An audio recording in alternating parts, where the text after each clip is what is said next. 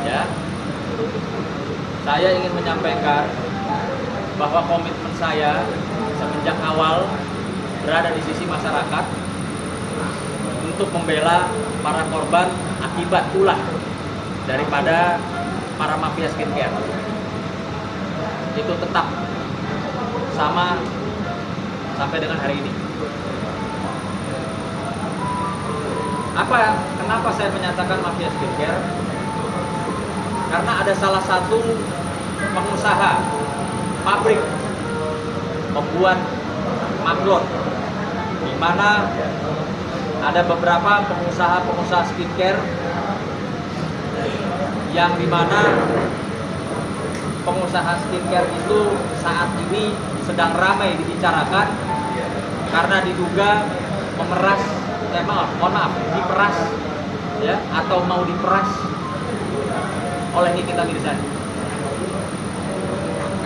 Si pengusaha skincare itu membuat ya produknya di pabrik, di sebuah pabrik yang dimana pabrik tersebut sudah mengakui kepada saya ya dengan sangat menyesal dalam kandungan produk-produk skincare yang mungkin saja saat ini beredar di masyarakat terdapat kandungan-kandungan yang berbahaya. Ya, artinya ini betul-betul ya pabriknya di mana tempat si pengusaha skincare ini membuat ada bahan-bahan yang tidak seharusnya masuk dalam produk-produk ini. Maka bersama ini saya juga ingin menyampaikan kepada Doktif ya, saya Bang Nahak pada saat itu bertemu dengan teman-teman media menyatakan sikap siap membantu masyarakat korban skincare, dan masih sampai detik ini kami berkomitmen akan hal itu. Yang dimana pada saat kami menyampaikan jumpa pers terkait dengan komitmen kami, yang dimana pada saat itu ada senior kami yaitu Bang Petrus Balapationa yang secara profesional saat ini sedang menjadi kuasa hukum dari salah satu pengusaha skincare. Kami ingin menyampaikan bahwa tidak ada kaitannya dengan kami. Ya, saya tidak kenal dengan klien dari Bang Petrus Balapationa, pengusaha skincare. Saya tidak kenal, dan kami juga ingin menyatakan, mengklarifikasi bahwa kami bukan bagian atau tidak menjadi pengacara pengusaha skincare.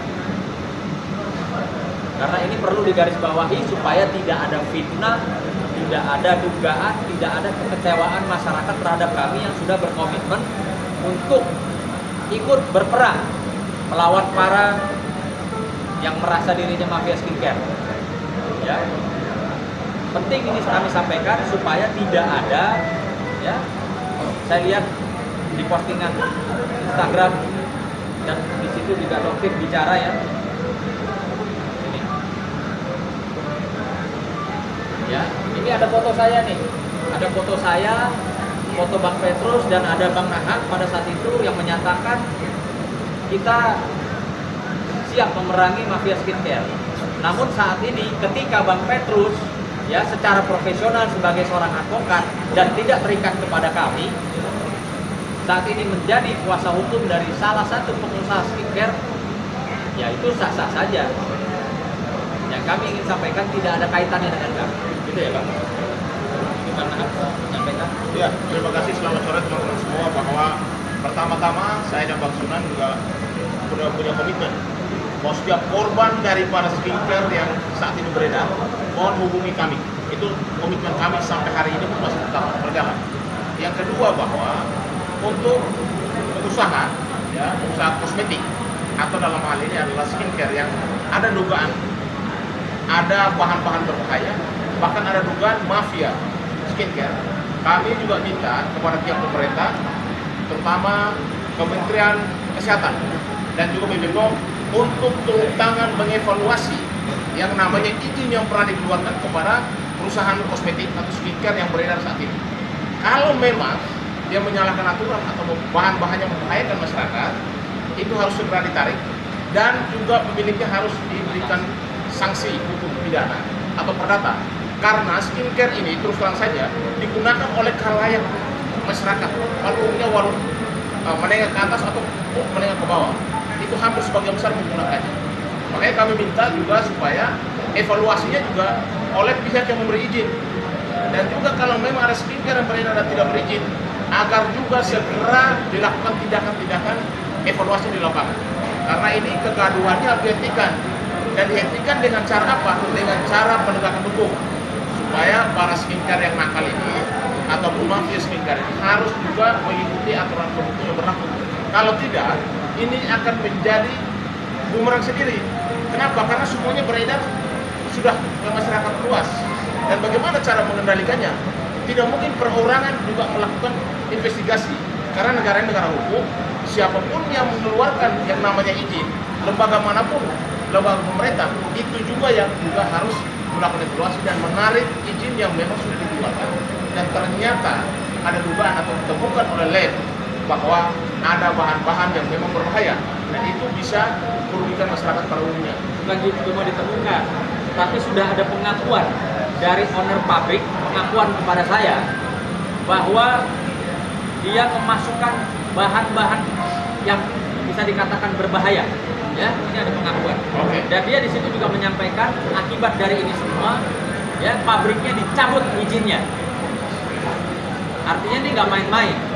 Pabriknya dia sampai dicabut izinnya karena ada bahan-bahan berbahaya yang diduga masuk ke dalam produk yang sekarang di tangan para pengusaha skincare, yang juga mungkin sudah dijual pada masyarakat. Ya, kenapa saya menyatakan demikian juga? Karena si pengusaha skincare ini, ya, yang lagi rame, dia merasa dirinya mau diperas oleh Nikita Mirzani, ya, merasa dirinya mau diperas oleh Nikita Mirzani, si pengusaha ini. Nah, pengusaha ini ngambil barangnya dari pabrik yang berkomunikasi dengan saya, yang curhat sama saya bahwa barangnya itu mengandung bahan berbahaya, dan karena itulah izinnya dicabut. Nah, artinya kalau kita kembali, seorang atau para pengusaha skincare, kenapa kalian mesti takut barang ini review oleh siapapun lah, mau sama kita, mau sama Doktif, mau sama Bang Nahan mungkin. Kenapa mesti takut kalau memang tidak ada kandungan barang-barang berbahaya? Kenapa mesti mengeluarkan duit miliaran? Coba, saya rasa masyarakat sudah pintar lah. Orang mau mengeluarkan duit miliaran itu ada apa? Itu. Nah, kalau yang berkaitan dengan pabrik, ya, pabrik yang dicabut izinnya, yang dimana ownernya berbicara dengan saya, si pengusaha ini, ya, merasa mau diperas oleh Nikita Mirzani dengan jumlah 15 miliar, gitu loh. Karena penghasilannya diduga sebulan, ini kita ngomong sebulan ya, sebulan itu 40 sampai dengan 60 miliar. Bisa nggak kalian bayangkan berapa banyak skincare yang beredar di Indonesia sehingga menghasilkan duit puluhan miliar, yang dimana itu mengandung bahan-bahan berbahaya, sehingga si pemilik pabrik izinnya dicabut. Jadi tolong deh, ya, seperti kata Bang Nahan, mohon pemerintah harus turun, ya, BPOM khususnya atau di pihak kepolisian kriminal khusus turun, sidak, kasihan masyarakat. Ini jelas-jelas sudah ada pengakuan kok dari pemilik pabrik bahwa produk yang dijual atau yang dipesan oleh si pengusaha yang diedar luaskan seluruh Indonesia mengandung bahan berbahaya. Kok Bang Sunan tahu? Saya tahu. Kenapa? Pemilik pabrik bicara sama saya. Gitu loh. Ya, jadi sekali lagi saya sampaikan bahwa saya ini tidak akan berdiri di sisi pengusaha skincare atau mafia skincare. Gitu loh. Makanya perlu saya klarifikasi. Doktif juga ya, jangan salah paham sama saya. memang betul Bang Petrus Balapationa, senior kami, advokat, pada saat itu preskon bersama kami bertiga.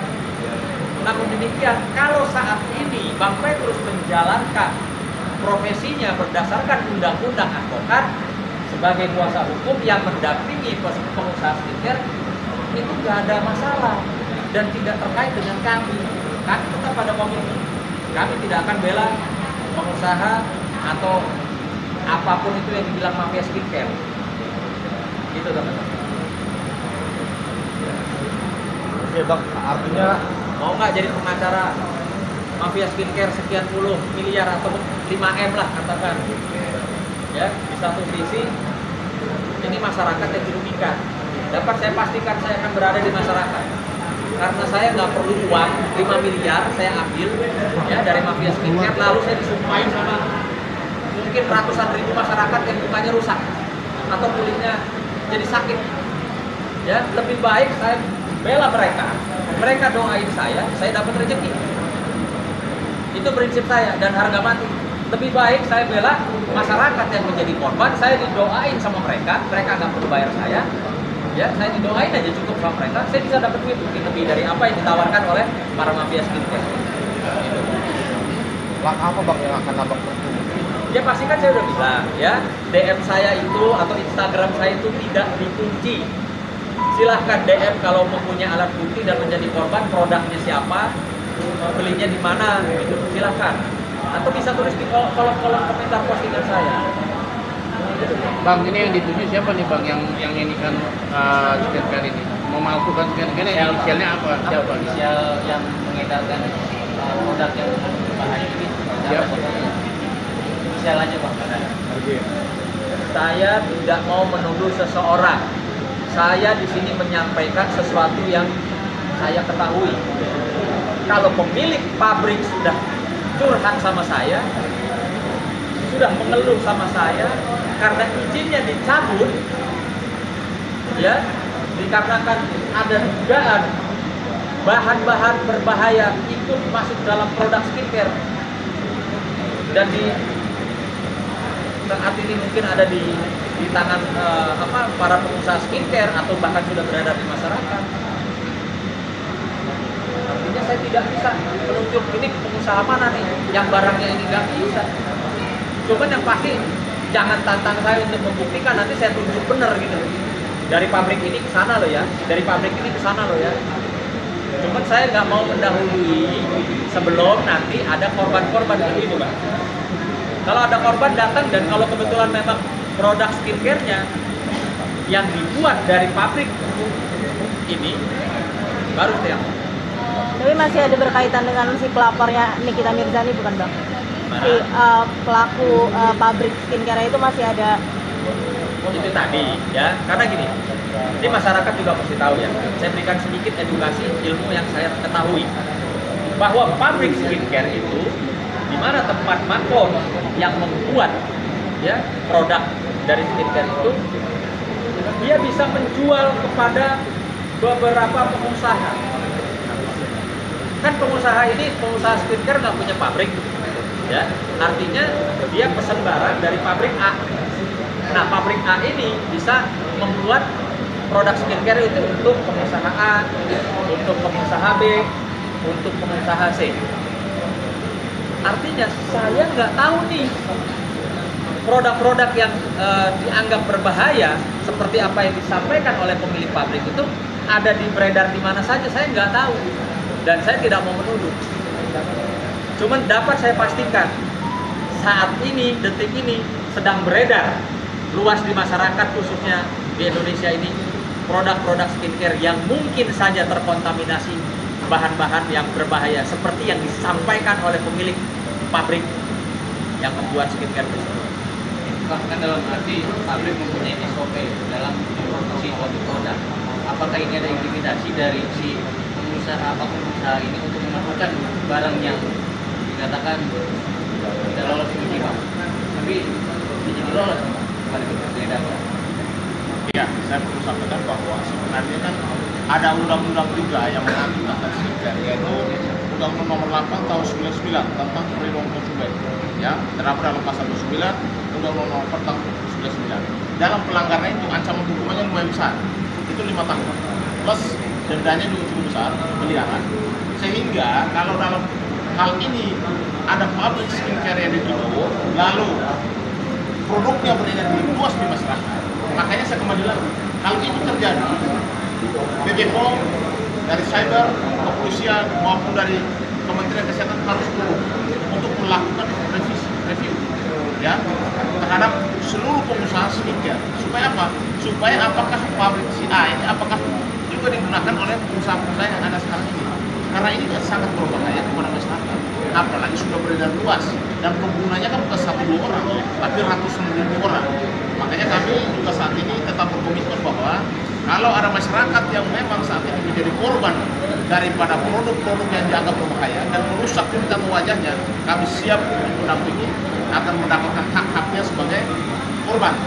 Karena kalau tidak, ini diantisipasi, kalau pemerintah tidak mengambil sikap, saya yakin sekali bahwa akan banyak korban yang nanti akan terdampak dari perusahaan sekitar. Oke, ini perlu saya sampaikan juga ya. Ini bukti saya berperang dengan semua elemen mafia skincare. Elemennya itu apa sih? Ya macam-macam.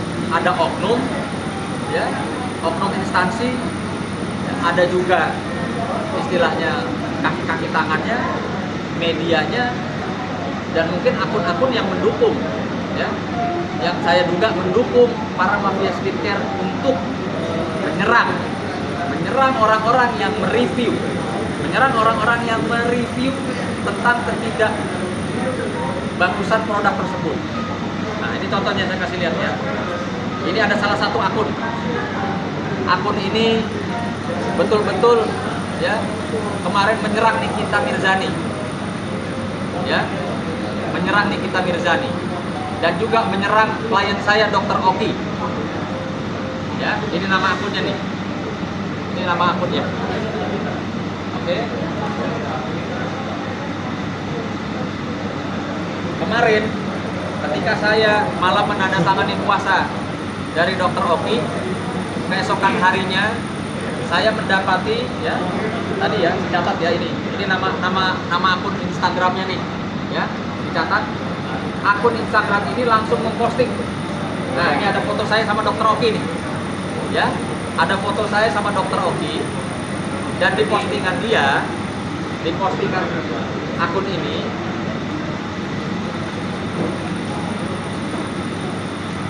nah, dia bilang seperti ini.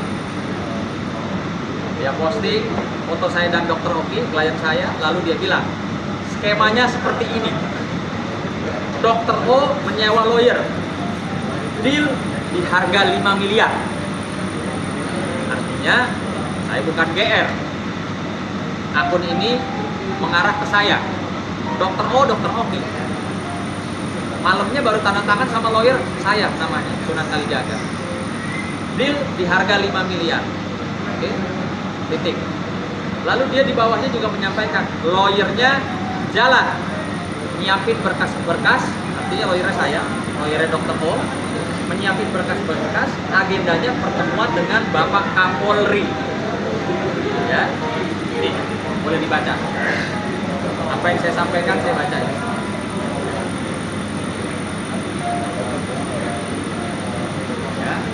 Ini akun kami juga hanya ya menjalankan kepentingan para mafia skincare. Saya juga ya, karena dari postingannya betul-betul menyerang Nikita Mirzani, menyerang Dr. Oki, dan termasuk menyerang saya sebagai kuasa hukumnya Dr. Oki. Ya, nah,